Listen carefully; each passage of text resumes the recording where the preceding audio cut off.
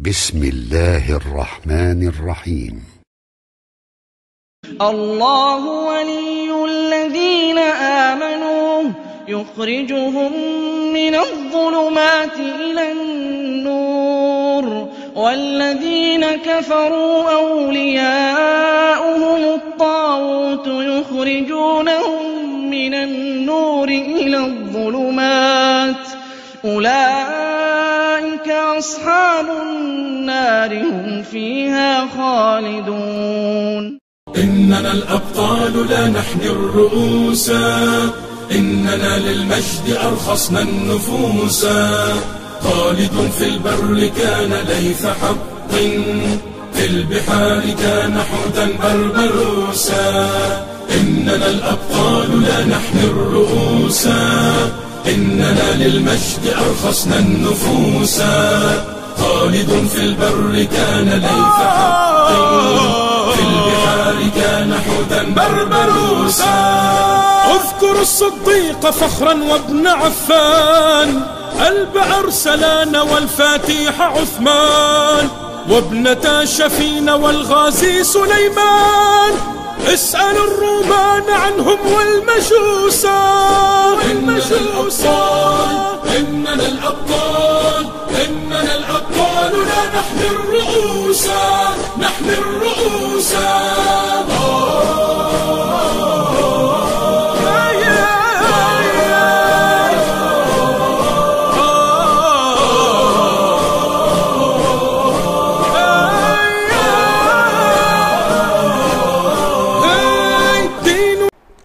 بسم الله الرحمن الرحيم. الحمد لله رب العالمين، والصلاة والسلام على أشرف المرسلين وعلى أهله وصحبه أجمعين.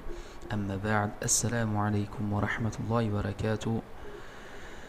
Aujourd'hui, nous allons parler d'un phénomène apparu il y a quelques décennies maintenant, qui est l'invention de qualificatifs par les Occidentaux et leurs médias afin de désigner un certain type de musulmans et de pratiques islamiques pour les discréditer.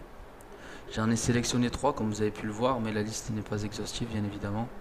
J'ai pris les 3 principaux. Donc dans un premier temps, on va donner la définition de ces termes, car peut-être certains ne les connaissent pas. On commence par le premier, qui est fondamentaliste. Donc comme son nom l'indique, il s'agit d'une personne qui respecte les fondements d'une idéologie. Ça peut être l'islam comme une autre religion, et donc qui a un attachement fort à son idéologie, donc pour nous musulmans qui est l'islam, et qui avons une interprétation pas littéraliste mais attachée aux textes scripturaires, aux bases fondamentales. Le deuxième terme, radicaliste, désigne quelqu'un qui a une pratique radicale de l'islam, stricte, qui ne fait pas de concessions. Et enfin, l'islamiste, c'est-à-dire un musulman qui a une vision politique de l'islam, qui ne se limite pas au cultuel, mais un islam englobant. Donc ce qui nous intéresse ici, à présent, c'est pourquoi l'Occident a inventé ces sobriquets et en a fait la promotion dans les médias mainstream. Et quelle attitude adopter face à ce genre de qualificatif. Alors, ayant en Occident une population musulmane dans chaque pays, elle ne peut pas s'attaquer trop frontalement aux musulmans, et étant les dominants qui influencent le monde dans sa manière de penser, elle a fait la propagande de ces qualificatifs à consonance péjorative pour que cela rentre de façon consciente ou inconsciente dans l'esprit des gens. Qu'être un islamiste fondamentaliste radicaliste est forcément mauvais, et que ces gens-là ne pratiquent pas un véritable islam, c'est-à-dire un islam compatible avec les valeurs occidentales, un islam séculier, laïque, démocrate, moderniste, réformiste, etc. Et cela a marché, car tels des outils de terreur, les 3/4 des prédicateurs et imams tentent, par leurs paroles et leurs actes, de rentrer dans le moule républicain et de ne surtout pas être connotés par ces sobriquets. Nous avons l'exemple de Rachid El-Jaï, qui au début était beaucoup influencé par la da'wa du Nejd, de la Salafiyya. Donc physiquement, il laissait apparaître la sunna de la barbe, du qamis, il se couvrait la tête, etc. Et puis dès lors que les médias ont pointé du doigt ces propos qu'il a tenus et ont commencé à agiter cette affaire par des titres du style l'imam de Brest, l'islamiste, salafiste, fondamentaliste, etc. Que s'est-il passé? Il a totalement changé de posture, de nom carrément, pour se faire oublier, et il est même allé passer un diplôme de référent laïque, qu'Allah nous en préserve. Nous avons aussi Tarek Oubrou, même si lui je pense que c'est plus par intérêt mondain qu'il a complètement changé d'idéaux, car il y a 20 ans, il faisait des dourous sur le khilafa, la charia. Les vidéos, il me semble, elles sont encore disponibles. Et puis, progressivement, il est devenu un modèle de musulman, entre guillemets, démocrate laïque. Et même dans notre quotidien, si vous dites à un musulman, pas tous heureusement, que vous êtes un musulman radical, islamiste, fondamentaliste, il va tout de suite prendre peur et il vous dira, moi je suis un musulman normal. Pourquoi ? Parce que son cerveau, à l'audition de ces termes, lui indique une alerte, que ces qualificatifs sont mauvais, péjoratifs pour le maître occident. Car ils savent pertinemment que théologiquement, ils ne peuvent pas lutter, mais ils essayent, par des réformistes comme Tariq Ramadan, Bajrafil, Chimera et autres guignols, de propager cet islam qui serait compatible avec leurs valeurs. Hormis Tariq Ramadan qui a influencé beaucoup de musulmans et musulmanes malheureusement par sa dialectique éloquente, et alhamdoulilah, Allah a dévoilé sa mascarade et l'a humilié. Espérons pour lui qu'il se repente et devienne justement un prédicateur radical. Il ferait beaucoup de bien à l'islam, bi'idnillah. Mais sinon, cela ne fonctionne pas tellement. Et s'ils agissent de la sorte, c'est tout simplement pour sous-entendre que ce que doit être un bon musulman, c'est l'inverse de tous ces termes. C'est-à-dire, prenons fondamentaliste, qui d'ailleurs est vraiment pour le coup une idiotie sans nom, car c'est comme si je disais qu'une personne qui respecte les règles du code de la route est un fondamentaliste du code de la route. Ça n'a aucun sens et c'est stupide. Mais bon. Donc pour être un bon musulman selon l'Occident, il faut être l'inverse, c'est-à-dire un musulman entre guillemets, qui ne respecte pas les fondements de l'islam, donc qui en réalité a perdu son statut de musulman et qu'on ne peut plus qualifier comme tel. C'est comme lorsque Michel Onfray a dit face à Zemmour, mais moi je connais des musulmans intégrés, démocrates, qui ne font pas le ramadan, qui boivent de l'alcool, qui mangent du porc. Et puis Zemmour lui rétorqua avec un bon sens, mais Michel, les gens dont tu me parles ne sont plus musulmans. Voilà, c'est ça que les mécréants veulent. C'est ça que les mécréants veulent des musulmans, de manière générale. J'ai assez répété ce verset, mais il est criant de vérité. Ni les juifs et les chrétiens ne seront jamais satisfaits de toi jusqu'à ce que tu suives leur religion. Surat al-Baqarah, verset 120. Donc, musulman fondamentaliste, pas bien. Musulman libéraliste, progressiste, féministe, bien. Ensuite, radicaliste. L'inverse serait laxiste. Donc, vous voyez, c'est pas difficile à décrypter leur langage et leur volonté concernant les musulmans. Il faut que les musulmans soient l'inverse de radical, puisque qui dit population musulmane radicale dans leur pays, ou même dans les pays à obédience musulmane, qui dit trouble à l'ordre public, puisque les musulmans feraient en sorte de revenir à un califat, une unité des musulmans, de retrouver à la fois une force de frappe militaire, économique, etc. Donc il faut les maintenir dans le laxisme par lequel actuellement nous sommes le plus touchés. Plus aucune autorité, chacun fait ce qu'il veut, la religion c'est dans le cœur, c'est spirituel, seul Dieu peut me juger, et toutes ces phrases laxistes que l'on a déjà tous entendues ici ou là. Et enfin, islamiste, donc qui a une vision politique de l'islam, c'est-à-dire que son modèle en matière de gouvernance, de système politique, est la théocratie à l'inverse de la démocratie. Puisque pour le musulman, n'importe lequel, quel qu'il soit, sa constitution c'est la charia. Contrairement à ce que dernièrement un tarot tunisien a prétendu. Et l'inverse de cela est démocrate laïque. Donc ce n'est plus Allah le législateur, mais les hommes. Donc pour résumer, pour être un bon musulman, il faut être libéral, progressiste, laxiste et démocrate laïque. Voilà le portrait idéal du musulman voulu par l'Occident. Maintenant, est-ce que ce sont des termes erronés et dont les musulmans doivent s'en éloigner ? Dans l'utilisation en fait, oui. Mais pas dans le fond. Car oui, un musulman quel qu'il soit qui a accepté l'islam comme religion est fondamentaliste. Puisque s'il ne respecte pas les fondements de sa religion, il n'appartient plus à cette religion. Et cela est valable pour toute autre idéologie. Si je me déclare démocrate, mais que je souhaite à la tête de mon pays un dictateur qui fait ce que bon lui semble, alors je ne respecte pas le premier fondement de la démocratie. Peut-on alors me qualifier de démocrate ? Non. Mais de Tartuffe, oui.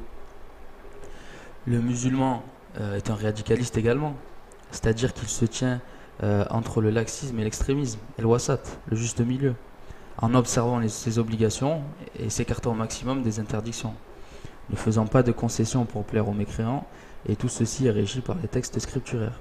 Ce n'est pas l'interprétation d'un individu lambda qui régit ce qu'est la vérité. Comme Allah nous le dit dans le Coran, dans Surat al-Baqarah, verset 111, Qul hatu burhanakum in kuntum sadiqin. Ce qui signifie, dit, donnez vos preuves si vous êtes véridiques. Ce sont les preuves qui font acte, et nous savons ce qui relève du laxisme ou de l'extrémisme, contrairement à ceux que beaucoup de musulmans soutiennent malheureusement. Mais comme le prophète alayhi salatu wassalam l'a mentionné, en ce sens que viendra un temps où la condition de celui qui voudra rester ferme sur sa religion sera comparable à celle d'un homme qui tient une braise dans la paume de sa main, rapporté par At-Tirmidhi. Et dans un autre hadith où le prophète sallallahu alayhi wa sallam nous dit: quand le croyant au sein de sa tribu sera plus méprisé qu'une brebis chétive, rapporté par At-Tabarani, Allah yahdina. Nous y sommes dans cette époque. Bon, je commence à digresser, donc je reviens au sujet principal. Et puis l'islamiste. Donc encore une fois, tout musulman est islamiste, puisque sa vision de la vie ne se limite pas que sur le plan spirituel. Puisque nous savons, et même beaucoup de mécréants le savent également, l'islam est une religion englobante, qui s'occupe de chaque aspect de la vie, que ce soit sur le plan moral, économique, social, pénal, commercial, etc. La charia régit la société, et cette charia pour nous a été révélée par Allah subhanahu wa ta'ala. Et les versets sont nombreux dans le Coran, parlant de la législation. Je vais les citer brièvement pour faire le rappel, même si je pense que vous les connaissez déjà. Donc nous avons dans Surat An-Nisa, verset 60-61, « N'as-tu pas vu ceux qui prétendent croire à ce qu'on a fait descendre vers toi et à ce qu'on a fait descendre avant toi? Ils veulent prendre pour juge le Tarot, alors que c'est en lui qu'on leur a ordonné de ne pas croire. Mais le diable veut les égarer très loin dans l'égarement. Et lorsqu'on leur dit « Venez vers ce qu'Allah a fait descendre et vers le messager », tu vois les hypocrites s'écarter loin de toi. Toujours dans Surat An-Nisa, verset 65, « Non, par ton Seigneur, ils ne seront pas croyants aussi longtemps qu'ils ne t'auront pas demandé de juger de leurs disputes. » Surat Al-Maïda, verset 44, « Et ceux qui ne jugent pas d'après ce qu'Allah a fait descendre, ceux-là sont les mécréants. » Et enfin, Surat les Bestiaux, verset 114, « Chercherai-je un autre juge qu'Allah, alors que c'est lui qui a fait descendre vers vous ce livre bien exposé ?» Voilà, bon, et bien d'autres versets encore. C'est une évidence, il n'y a même pas de discussion à avoir. J'ai fait d'ailleurs une compilation sur le blog des paroles de savants des différentes écoles sur le califat et la charia. Il n'y a même pas de débat à avoir sur le fait que la législation divine doit être appliquée par l'autorité, et tout ceci est un fard kifaya, donc une obligation collective. Et nous en venons donc, après avoir mentionné tout cela, à la question que faire alors, assumer courageusement ou nier lâchement lorsqu'on nous accable avec ces sobriquets. La réponse, bien sûr, c'est d'assumer fièrement, que ce soit cela ou toute autre chose de la religion. Car si face à un interlocuteur, par exemple mécréant, avec qui vous conversez, et que dès lors, lorsqu'il vous dit tu es un islamiste, fondamentaliste ou autre, vous bottez en touche, ou il sent que vous n'êtes pas à l'aise et que vous n'assumez pas, vous avez perdu d'avance. C'est la même stratégie catastrophique qu'ont adopté la plupart des imams et prédicateurs, c'est-à-dire mentir, falsifier, occulter pour satisfaire et plaire aux mécréants. Et tôt ou tard, vous tomberez sur plus malin que vous et qui vous mettra face à vos contradictions et paradoxes. Subhanallah, même les homosexuels et bientôt les transgenres et autres abominations de ce type assument fièrement leur position et font même trembler les médias et les journalistes, jusque même les politiques. Les végans, idem, et j'en passe. Et nous, musulmans, nous sommes tout timorés, n'osant pas affirmer notre religion, notre identité, en faisant du bricolage pour satisfaire les mécréants. Alors bien sûr, je ne dis pas de faire le bourrin, il faut toujours aborder les choses avec intelligence et sagesse, mais moi, si j'étais un journaliste mécréant, et que je recevrais sur mon plateau des pseudo-représentants des musulmans, ce serait un régal pour moi. Il me suffirait pour jeter l'opprobre de prononcer des termes du style islamiste, rigoriste, polygamie, couper la main du voleur, charia, lapidation, etc. Pour avoir en face de moi un mollusque transpirant, ne sachant pas sortir de ce bourbier. Alors que si en face d'eux, vous avez quelqu'un qui assume ses positions, et qui sait les argumenter, et qui n'éprouve aucune gêne, aucun complexe d'infériorité, vous verrez de suite le changement d'attitude chez votre interlocuteur. Oui, je suis un fondamentaliste, et alors? Je respecte les fondements de ma religion, c'est le b.a.-ba du musulman, sinon il n'est plus considéré comme musulman. Est-ce qu'un automobiliste qui respecte scrupuleusement le code de la route est un fondamentaliste du code de la route? Non. Oui, je suis radicaliste, et alors?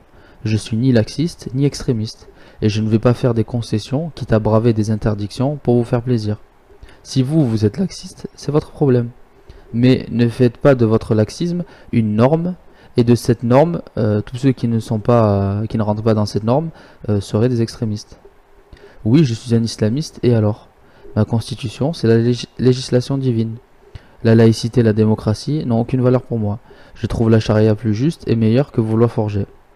Là, vous tomberez sûrement sur un hic lorsque vous converserez avec un mécréant. C'est si vous n'avez pas l'intention de quitter la France. Puisque votre interlocuteur pourra vous dire que fais-tu ici, alors si tu n'es pas content, pars de la France. Donc si vous avez l'intention de partir, son argument n'a aucune valeur. Mais si vous comptez rester vivre en France, dans ce cas-là, à vous de trouver un argumentaire solide pour contrer le sien. Car en effet, il n'y a rien de plus décrédibilisant que la contradiction. Fais ce que je te dis, mais ne fais pas ce que je fais. D'ailleurs, Allah subhanahu wa ta'ala le mentionne dans le Coran à plusieurs reprises en le condamnant. Et votre discours ne sera pas entendu si vous êtes dans une contradiction manifeste. C'est comme par exemple si un frère disait ça craint, les femmes aujourd'hui sont à moitié nues, elles ne se couvrent plus, etc. Et qu'on lui dise oui mais akhi, ta femme et tes filles ne portent pas le hijab. Vous voyez ce que je veux dire? Il faut se débarrasser de ses propres contradictions afin d'avoir un discours cohérent, solide et qui touche les gens. Sinon tu ne seras pas pris au sérieux. C'est comme lorsque vous entendez des musulmans dire en se moquant ça fait 15 ans qu'il nous parle de hijra mais il est encore là celui-là. Et c'est vrai, certains jouent comme ça avec leur religion. Ils ne savent que blablater et ne mettent jamais en application leurs œuvres. Et ça décrédibilise totalement une idée, une action ou autre. Mais si à contrario, les gens qui vous connaissent savent que vous ne parlez pas pour rien, que lorsque vous parlez, vous agissez, les gens, même les mécréants, vous respecteront davantage. Ils diront, lui au moins, il est cohérent avec sa religion. Ce n'est pas un tartuffe qui fait semblant et qui nous ment ou qui fait de la taqia ou je ne sais quoi, car même eux, avec le christianisme et toutes les histoires qu'ils ont eues avec les prêtres, les papes, etc., ils ne cessent de le répéter lorsque vous parlez avec eux. Ils vous disent, ces religieux, ils parlent, mais c'est les premiers à faire des mauvaises choses et à braver les interdictions. Et d'ailleurs, le cas Tariq Ramadan est très négatif pour nous, très négatif. Car même si pour nous, les musulmans orthodoxes, d'Ahlul Sunnah wal Jama'a, nous désavouons de lui, les mécréants, pour eux, c'est un grand représentant des musulmans. Donc ça conforte leurs préjugés sur l'hypocrisie de certains religieux. Enfin bref, là je commence à m'éloigner du sujet. Donc pour conclure, je vous invite à assumer intelligemment vos positions, votre religion, de sortir de nos propres contradictions et de renvoyer la balle aux mécréants concernant leurs propres contradictions, et elles sont nombreuses et facilement démontables. Bon, j'ai sûrement fait des erreurs, n'hésitez pas à me corriger si je me trompe. Je vous remercie pour votre attention, qu'Allah vous préserve, à bientôt incha'Allah, assalamu alaikum wa rahmatullahi wa barakatuh.